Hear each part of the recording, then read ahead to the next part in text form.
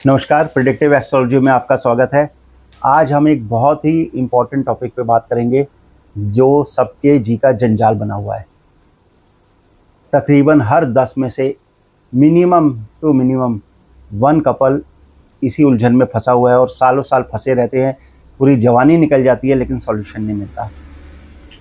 और western countries की बात करें तो वहाँ पे ये रेशो, ये परसेंटेज बहुत बहुत ज़्यादा है। मैं बात कर रहा हूँ डिवोर्स की। अगर इंडिया में हर 10 में से 1 कपल डिवोर्स मांग रहा है, वहीं वेस्टर्न कल्चर में 10 में से 5 कपल्स डिवोर्स ले रहे हैं। ऐसा क्यों हो रहा है और सबसे बड़ी बात है डिवोर्स मिलता क्यों नहीं है? इसके रीज़न को आज हम समझना चाहेंगे।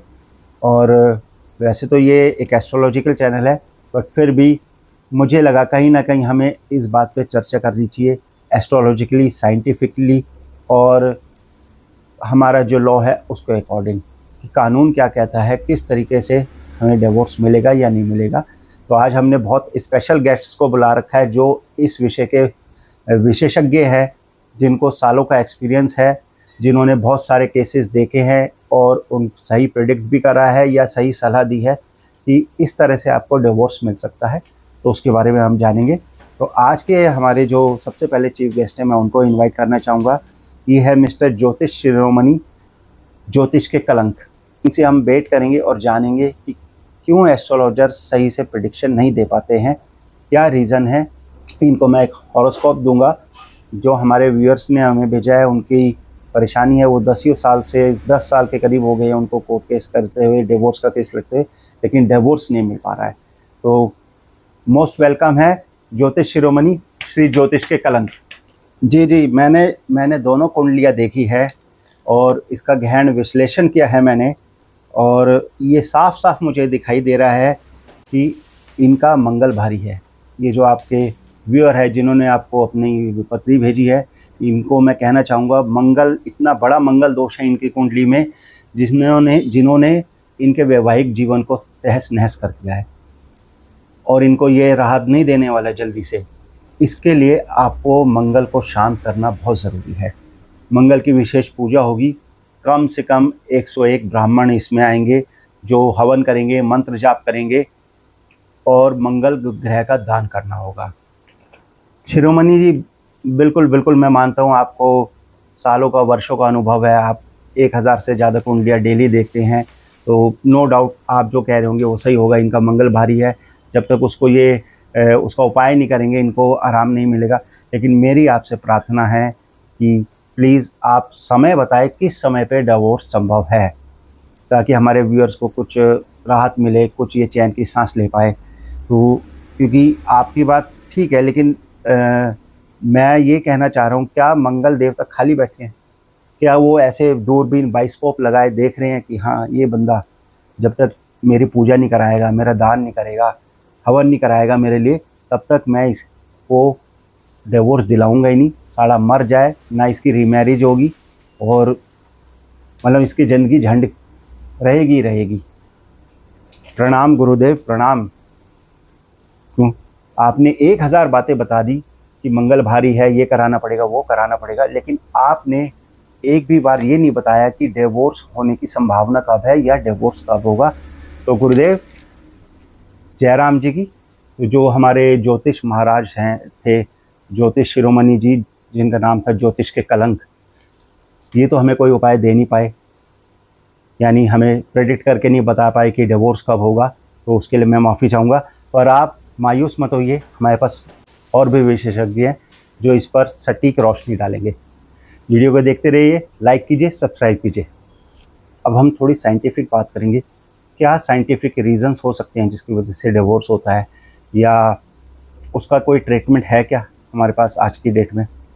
तो इसके लिए मैं वर्ल्ड वाइड फेमस डॉक्टर हैं, डॉक्टर बेंजामिन नेतन्याहू, इनको बुलाना चाहूँगा स्टेज पे, ताकि ये आएँ और आप लोगों को बताएं कि आजकल ऐसा क्यों हो रहा है और मेडिकल साइंस में क्या इसका कोई ट्रीटमेंट है जिससे हम डिवोर्स को रोक सके। और मैं इनका बता दूं, इनकी डिग्री है DBBS, यानी disaster of medicine and surgery.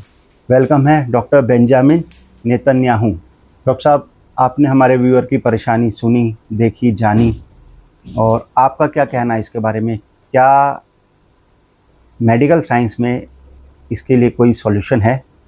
धन्यवाद मनीष जी, इस स्टेज पे आने का आपने मौका दिया। मैं डेली लाइफ में ऐसे ही केसेस देखता हूँ, हमारे हॉस्पिटल भरे पड़े हैं ऐसे इस तरह के केसेस से। हस्बैंड वाइफ परेशान है, एक दूसरे से विचार नहीं मिलते हैं। तो इसके पीछे सबसे बड़ा कारण मैं क्या बताता हूँ कि इनको मैरिज से पहले ये लोग किसी साइकोलॉजिस्ट से कंसल्ट नहीं करते हैं।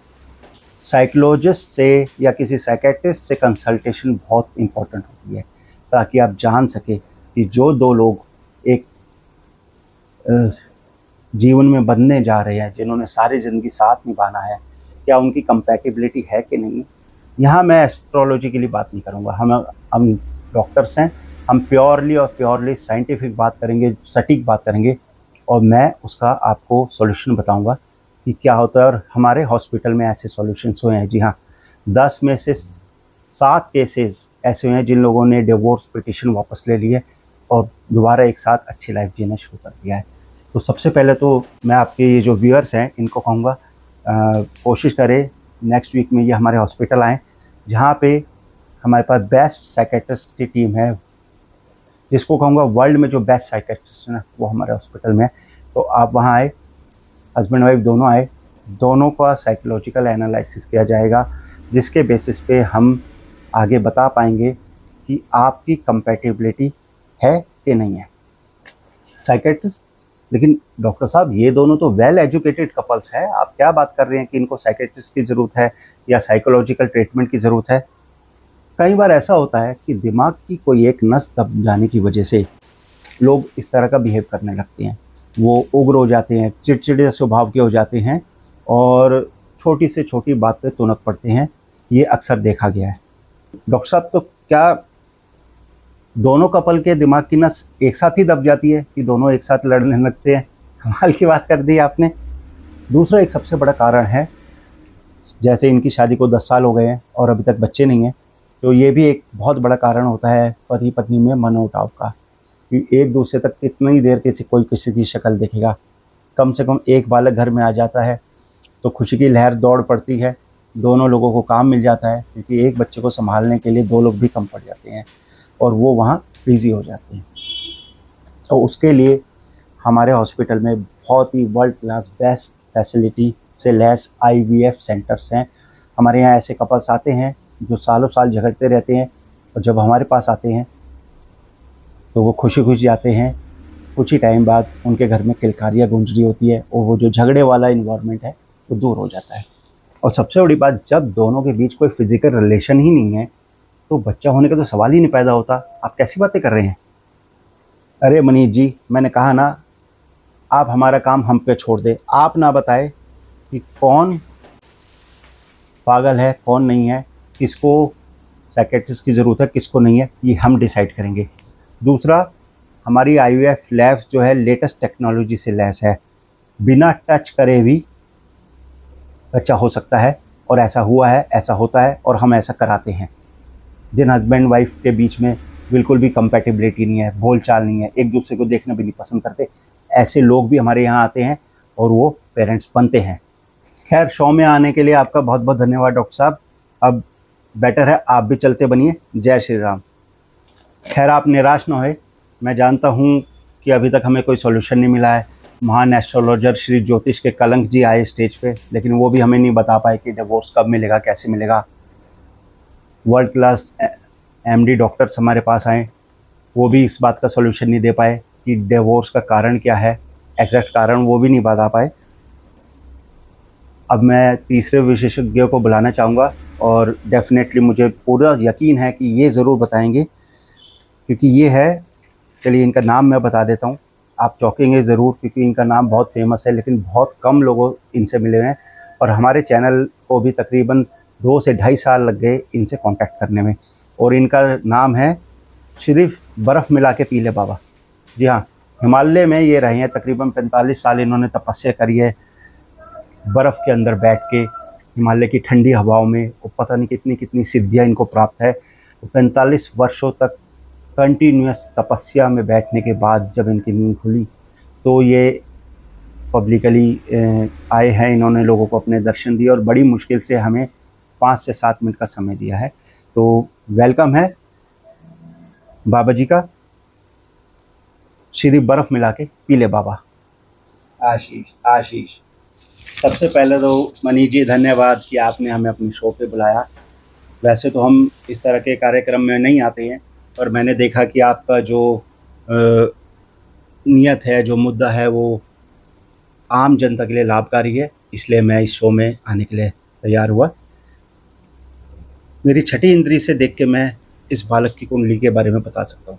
खैर मुझे कुंडली भी देखने की ज़रूरत नहीं, मैं अपने 6th सेंस से बता देता हूँ आपको कि इनकी कुंडली में बहुत बड़ा पितृदोष है और किसी चुड़ैल का साया इनके सर पे है।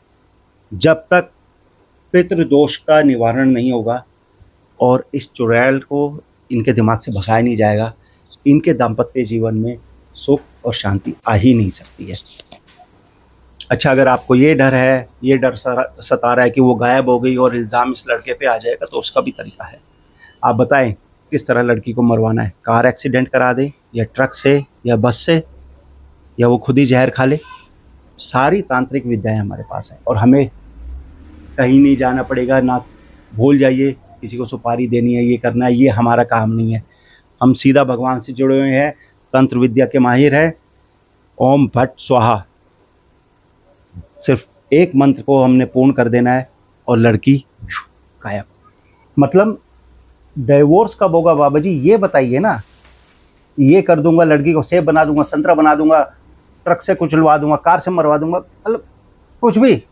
अरे मेरे व्यूअर का सीधा सा सवाल है, इसका डिवोर्स कब होगा? तो अगर आपको 6th सेंस है तो बता दीजिए ना प्लीज़। मतलब आप भी ये नहीं बता पाएंगे। तो धन्य है बाबा जी, जय राम जी की, आप अपने धाम पधारिए। माफ़ कीजिएगा, अब तो लगता है मैं भी थक गया हूँ। 3 विशेषज्ञों से हम मिले, हमने जाना कि डिवोर्स कैसे होगा और ये कुछ बता ही नहीं पाए। सब अपनी रोटियां सेक रहे हैं। खैर, आपने राजनौ वीडियो को लास्ट तक देखते रहिए, क्योंकि लास्ट में मैं आपको बताऊंगा डिवोर्स का क्या रोल है एस्ट्रोलॉजिकली। कैसे ज्योतिष में हम पता लगाएंगे कि डिवोर्स कब होगा, होगा कि नहीं होगा, किस तरह से होगा, डिवोर्स लेने के बाद कोई प्रॉफिट किसी पार्टी को मिलेगा या लॉस में जाएगी, या डिवोर्स म्यूचुअल अंडरस्टैंडिंग से होगा। ये सारी चीज़ें मैं आपको बताऊंगा। फ़िलहाल हमारे आखिरी गेस्ट को मैं बुलाना चाहूँगा, जो कि बहुत बड़े लॉयर है, बहुत बड़े वकील है, और इनका नाम है DKPB सिंह। जी हाँ, वेलकम टू DKPB सिंह। धन्यवाद जी, आपने मुझे अपने स्टेज पे बुलाया। आज मैं आपको कुछ ऐसे सॉल्यूशन बताऊंगा जिससे कि इनकी जो ये समस्या है वो पूरी तरह जड़ से ख़त्म हो जाएगी और ये एक नया जीवन दोबारा जी सकेंगे। जी हाँ, दरअसल हमारा काम सिर्फ केस लड़ना ही नहीं है, हमारा काम लोगों को साइकोलॉजिकल ट्रीटमेंट देना भी है, ताकि वो मेंटली अपसेट ना हो और कोई गलत कदम ना उठा ले।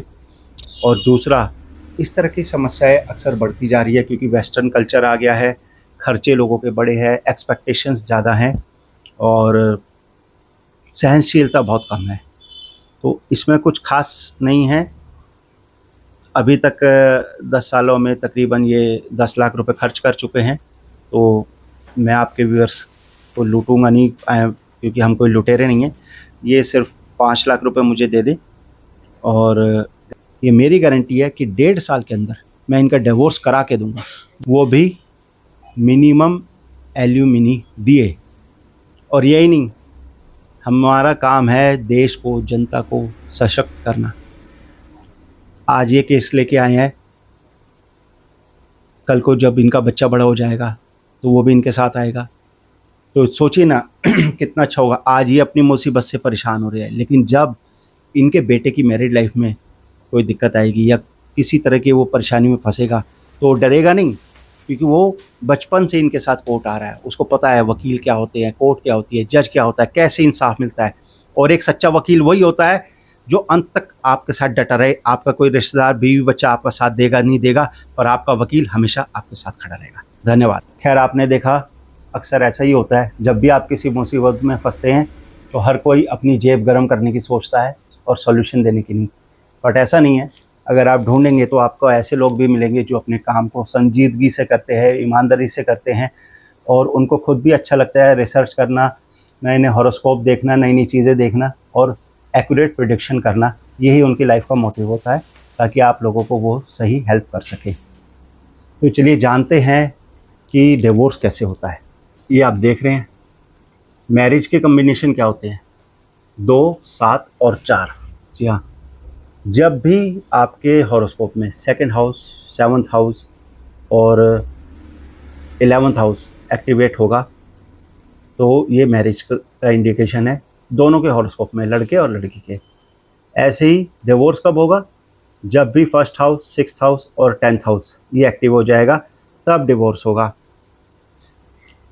अब डिवोर्स होगा तो ऑब्वियसली कोर्ट, 2 बातें होती हैं, या तो म्यूचुअल अंडरस्टैंडिंग से दोनों अलग हो जाएं, लेकिन उसके लिए भी कोर्ट तो जाने पड़ेगा, क्योंकि हमारा हिंदुस्तान का लीगल सिस्टम ही ऐसा है कि शादी करने के लिए आपको किसी की इजाज़त चाहिए चाहे नहीं चाहिए, पर डिवोर्स लेने के लिए आपको कोर्ट जाना ही पड़ेगा। तो अब जानते हैं ये डिवोर्स कब सक्सेसफुल होगा। सक्सेसफुल का मतलब कैसे होगा, मतलब डिवोर्स हो जाएगा कि नहीं हो जाएगा, प्रॉफिटेबल होगा कि नहीं होगा।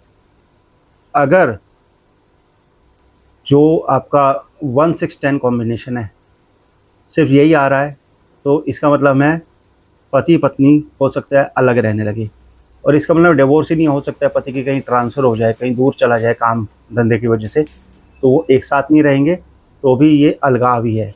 1st, 6 और 10th हाउस सिर्फ अलगाव को शो करता है। लेकिन जब यहाँ पर 8 और 12 भी आ जाएंगे, या 6, 8, 12 आ जाएगा कुंडली में, 6, 8 और 12th हाउस एक्टिवेट हो जाएंगे विद राहु, केतु और शनि। जब आपकी दशा, प्राण दशा, अंतर्दशा में राहु, केतु, शनि आ जाएंगे और 6th house, 8th house, 12th house active हो जाएंगे, तो ये इंडिकेशन है कि अब आप लिटिगेशन की तरफ जा रहे हैं। अब लिटिगेशन में क्या होगा, अगर इन सब नंबर्स के साथ 11th हाउस एक्टिवेट हो जाता है, तो समझ लीजिए जो आप डिवोर्स आपको मिलेगा वो प्रॉफिटेबल रहेगा आपके लिए। लेकिन अगर यहीं पर 8th हाउस एक्टिवेट हो जाता है, 8th और 12th हाउस, तो ये लॉस का इंडिकेशन है, यानी आपको एल्यूमिनी देनी ही पड़ेगी। अगर कहीं 5th और 9th हाउस एक्टिवेट हो जाते हैं 6th, 8th और 12th हाउस के साथ, तो इसका मतलब है ये डिवोर्स अब म्यूचुअल अंडरस्टैंडिंग से होगा, दोनों ही लोग आउट ऑफ कोर्ट सेटलमेंट कर लेंगे। अब आउट ऑफ कोर्ट सेटलमेंट भी क्या प्रॉफिटेबल होगा या लॉस में जाएगा, वो भी जान लेते हैं। अगर 6th, 8th and 12th house के साथ 10 और 11 हाउस भी एक्टिवेट हो जाते हैं, 10वां और 11वां हाउस, तो ये जो आउट ऑफ कोर्ट सेटलमेंट है ये आपका चला जाएगा प्रॉफिट में। यानी अगर आपने एल्यूमिनी डिमांड करी थी 80 लाख की, तो कहीं ना कहीं आपको 80 ही मिल जाएगा, या उससे ज़्यादा में मिल सकता है, क्योंकि अब बात आ गई प्यार की, आपसदारी की। लेकिन अगर यहीं पर 5th और 9th हाउस के साथ 6ठा हाउस, 8वां हाउस और 12वां हाउस एक्टिवेट है, तो ये out of court settlement loss का होगा। यानी आपने एल्यूमिनी मांगी थी 80 लाख की, लेकिन आपको मिले सिर्फ 10 लाख या 20 लाख की। तो इस तरह से डिवोर्स होते हैं। और डिवोर्स के लिए भी, जैसे शादी के लिए दोनों कुंडलियों को मैच किया जाता है, डिवोर्स के लिए भी दोनों हॉरोस्कोप को मैच करना पड़ता है। दोनों के हॉरोस्कोप्स में जब सेपरेशन के नंबर्स आएंगे, उनके महादशा में, प्राण दशा में, अंतरदशा में, तभी डिवोर्स होगा, नहीं तो ये केस लटका रह जाएगा।